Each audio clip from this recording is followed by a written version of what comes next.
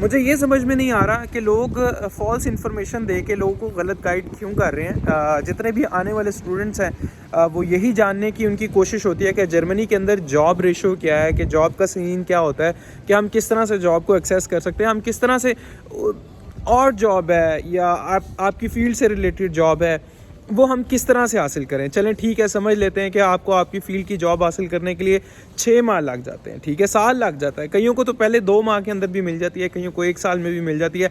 मैं ऐसे बहुत सारे स्टूडेंट्स को जानता हूँ जो कि अपने डाटा साइंस के अंदर और एंगुलर के अंदर बड़े ज़बरदस्त काम करते हैं, लेकिन उनको जॉब ढूंढने के लिए एक पूरा साल लग गया। ठीक है, ऐसा नहीं है कि वो अपनी फील्ड के अंदर माहिर नहीं है, उनके फील्ड के अंदर भी बहुत अच्छा एक्सपीरियंस है, लेकिन आपकी लक की बात भी होती है। चलें ठीक है, ये तो हो गई एक साइड। दूसरी साइड की बात कर लेते हैं कि और जॉब का क्या सीन होता है।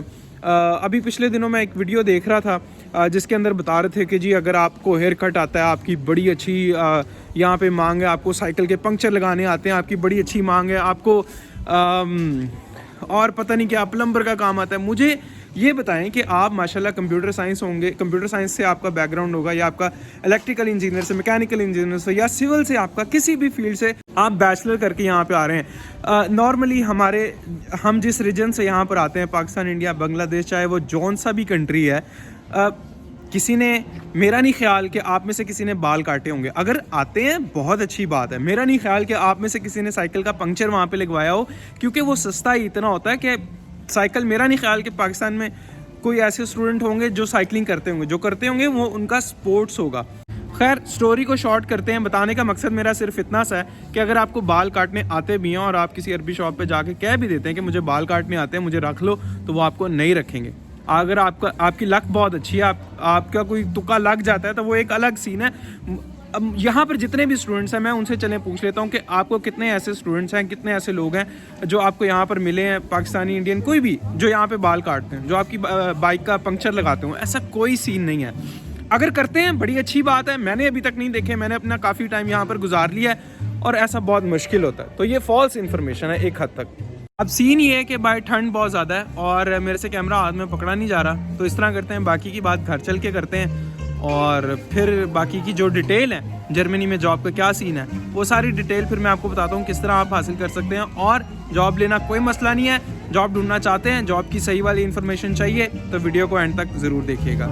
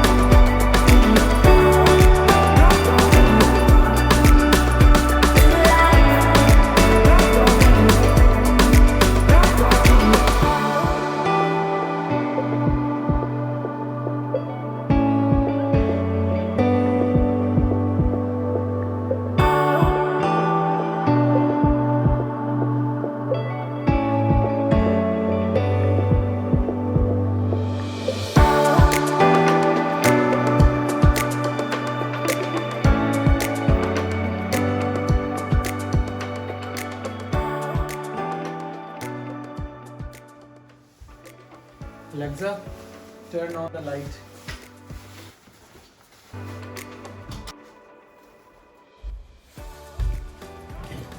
लें जी, इन इस तरह से है कि जो जॉब्स हैं उनको डिवाइड कर लेते हैं 2 चीज़ों में, और जॉब्स में और आपकी फील्ड की जॉब में। फील्ड की जॉब की बात करेंगे फिर किसी वीडियो के अंदर, क्योंकि वो एक सेपरेट बहुत लंबी डिटेल है। अभी फिलहाल बात कर लेते हैं और जॉब्स की, क्योंकि जो भी स्टूडेंट या कोई भी शख्स आता है तो वो सबसे पहले ये चाहता है कि मैं पहले महीने के अंदर ही जॉब को हासिल कर लूँ और कमाना शुरू कर दूँ और एक स्टेबिलिटी की तरफ चला जाऊँ।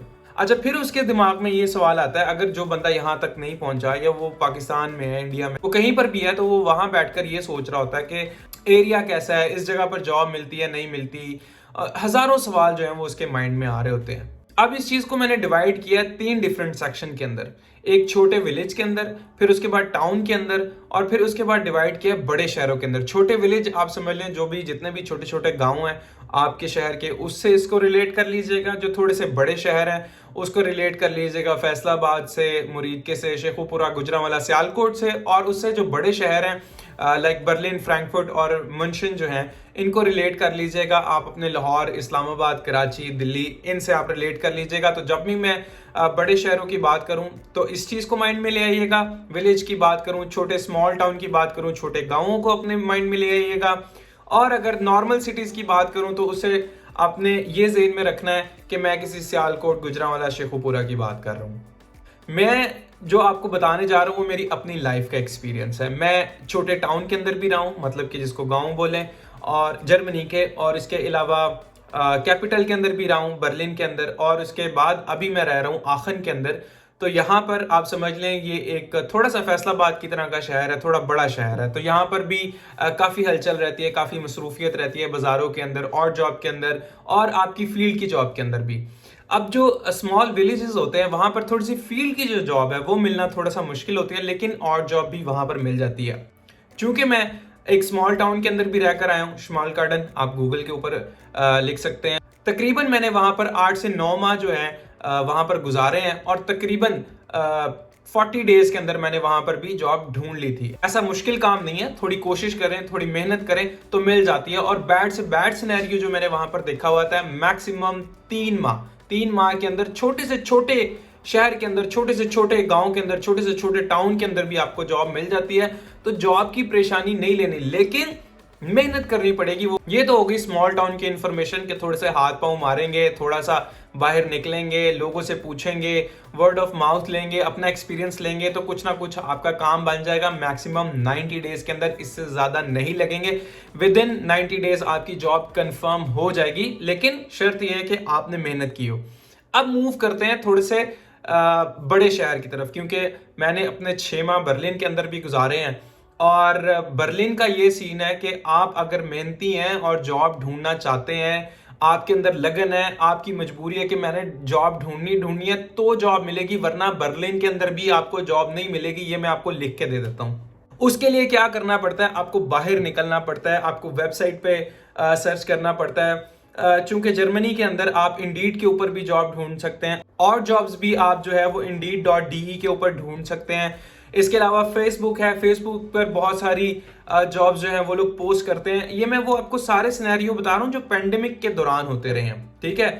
फेसबुक के जॉब पोर्टल में जाए, वहां पर आपको जॉब मिल जाएगी। तो मुझे बर्लिन के अंदर विद इन 4 डेज और 5 डेज जो है वो जॉब मिल गई थी। मैं वहां पर भी काम कर कर आया हूँ, तो इतना कोई बड़ा मसला नहीं है। छोटे टाउन के अंदर जो है वो मैंने आपको मैक्सिमम बहुत लंबा टाइम बता दिया, लेकिन 1 से 2 माह के अंदर मिल जाती है। एक बहुत छोटा सा टाउन है, लेकिन लोग वहां पर भी काम कर रहे हैं। अगर आप किसी बड़े शहर के अंदर आ रहे हैं तो टेंशन लेने की कोई जरूरत नहीं है। वहां थोड़ा सा बाहर निकलें, मेहनत करें, सर्च आउट करें, काम मिल जाता है। अब आ जाते हैं उस शहर के अंदर जिसके अंदर मैं रह रहा हूँ, आखन। NRW जर्मनी की स्टेट है, उसका ये एक छोटा सा शहर है। आप समझ लीजिए सियालकोट, फैसलाबाद की तरह का ये एक शहर है। इतना छोटा भी नहीं है और इतना बड़ा भी नहीं है, लेकिन मुल्क का एक बड़ा इलाका है इसके साथ, जिसका नाम है कोलोन। तो वो बहुत बड़ा है, तो लोगों को ज़्यादातर यहाँ पर काम की इतनी कोई परेशानी नहीं होती। इसके साथ मुल्क का छोटे छोटे गाँव भी हैं, तो कुछ ना कुछ करके लोगों को यहाँ पर काम मिल जाता है, और अच्छा खासा यहाँ पर काम है। अब मैं यहाँ पर आपको सिनेरियो बताता हूँ पेंडेमिक का। कुछ ऐसे दोस्त हैं जो पेंडेमिक के दौरान यहाँ पर आए। मैं पेंडेमिक के बिल्कुल पीक टाइम के अंदर यहाँ पर मूव हुआ, और ये एक वो रीजन है जहाँ पर जर्मनी का सबसे ज़्यादा जो है कोरोना का पीक जा रहा था, और यहाँ पर सबसे ज़्यादा मरीज जो है वो यहाँ पर पाए जाते थे। तो फिर भी कुछ टाइम के लिए क्राइसिस आए, कुछ टाइम के लिए लोगों को परेशानी का सामना करना पड़ा। इसके अलावा आप समझ लें कि गवर्नमेंट ने भी जो है वो काफ़ी हद तक हेल्प की स्टूडेंट की, सिर्फ 2 से 3 माह की, लेकिन उसको फिर भी कहा जा सकता है कि काफ़ी हद तक उस हेल्प के अंदर लोगों ने अपने एग्जाम्स निकाले।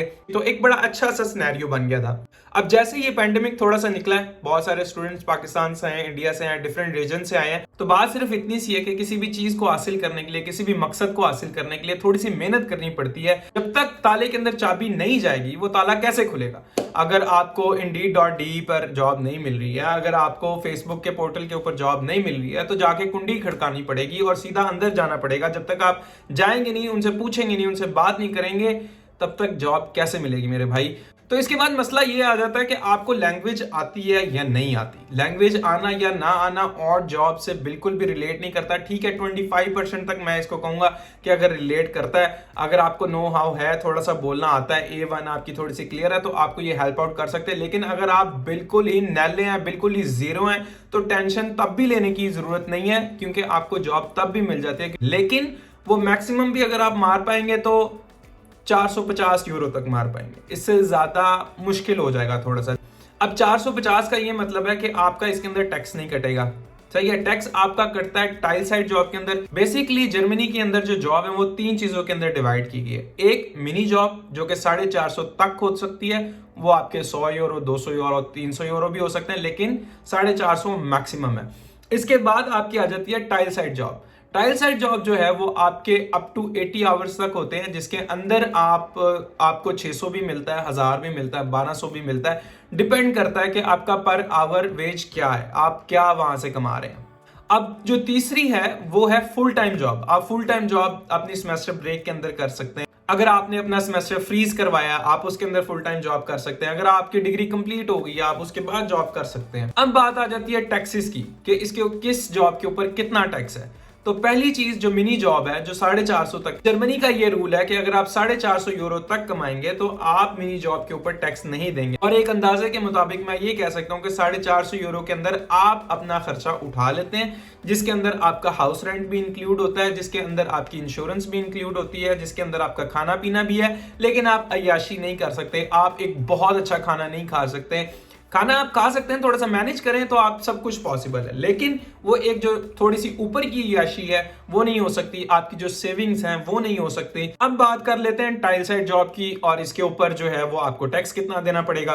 टाइल साइड जॉब के अंदर आपको 3 दिन भी काम करना पड़ सकता है, 4 दिन भी करना पड़ सकता है, 5 दिन भी करना पड़ सकता है, और 1 दिन भी करना पड़ सकता है। लेकिन डिपेंड करता है कि आप ये वेजेस क्या है। मैं कुछ ऐसे लोगों को भी जानता हूं जो 25 यूरो पर घंटा कमा रहे हैं, मैं कुछ ऐसे लोगों को भी जानता हूं 10 यूरो पर घंटा कमा रहे हैं। तो ये डिपेंड करता है। कर लेते हैं बात टैक्स की कि आपको इसके ऊपर टैक्स कितना पड़ेगा। लेट सपोज कि अगर आप 1000 यूरो तक कमा रहे हैं, तो कट कटा के टैक्स सारा कुछ, तो आपके पास आएंगे तकरीबन 800-820 यूरो के दरमियान।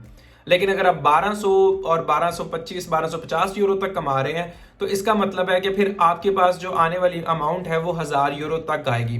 और 1000 यूरो एक अच्छी खासी अमाउंट है। इसके अंदर आप याशी भी कर सकते हैं, इसके अंदर आप नई चीजें भी खरीद सकते हैं, घर वालों को भी भेज सकते हैं, अपनी सेविंग भी कर सकते हैं, अपनी अगर आपको शॉपिंग का शौक है शॉपिंग भी कर सकते हैं, आईफोन लेने का शौक है आईफोन भी ले सकते हैं। उसके लिए आपको किडनी बेचने की जरूरत नहीं है, और काफी कुछ कर सकते हैं। अगर आपको घूमने फिरने का शौक है तो आप ट्रैवलिंग के ऊपर भी जा सकते हैं मेरे दोस्त।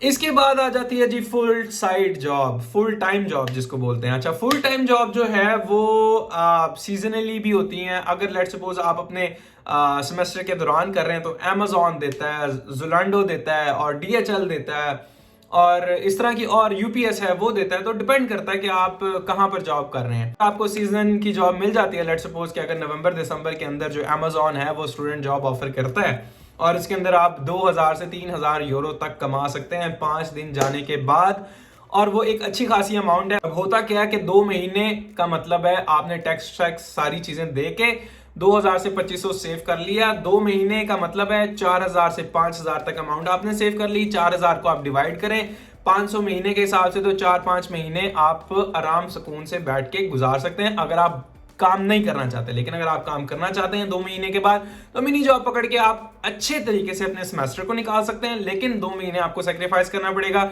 ये वो टाइम है जिसके अंदर क्लासेस भी हो रही होती हैं, एग्जाम्स भी हो रहे होते हैं, आपके सेमेस्टर भी हो रहा होता है। तो अब ये आपके ऊपर है कि आप इस चीज को मैनेज किस तरह से करेंगे। ये 2 महीने सेक्रीफाइस करेंगे और अगले सेमेस्टर में बहुत अच्छा परफॉर्म करने वाले हैं, या फिर इस सेमेस्टर को आप कहेंगे कि मैं किसी नॉर्मल जॉब के साथ गुजार लेता हूं लेकिन मुझे पढ़ना है। तो ये हर बंदे की लाइफ अलग है, मेरी अलग है, आपकी अलग है। अब ये फैसला आपको लेना है और आपको ही करना है। उम्मीद है कि आपको आज की वीडियो पसंद आई होगी, आज की इन्फॉर्मेशन आप लोगों को पसंद आई होगी। अगर आप लोगों को पसंद आई तो प्लीज इस वीडियो को शेयर जरूर कीजिए और लाइक जरूर कीजिए। बहुत इंपॉर्टेंट चीज है, सब्सक्राइब जरूर कीजिएगा। सब्सक्राइब करेंगे तो मेरा दिल बहुत खुश होगा, मेरा दिल खुश होगा, मैं और ज्यादा वीडियोस बनाऊंगा। इसके अलावा फीडबैक देना बिल्कुल मत भूलिएगा, क्योंकि आपका जो फीडबैक है वो मेरे लिए बहुत इंपॉर्टेंट है। कुछ भी आप पूछना चाहते हैं नीचे कमेंट के अंदर आप मुझसे पूछ सकते हैं। प्लस इसके अलावा आप लोग सोशल मीडिया के ऊपर भी फॉलो कर सकते हैं, नीचे मैं लिंक दे दूंगा, आप वहां जाके आप मुझे फॉलो कर सकते हैं। कोई भी सवाल है तो आप मुझसे पूछ सकते हैं। टिल देन, अल्लाह हाफिज।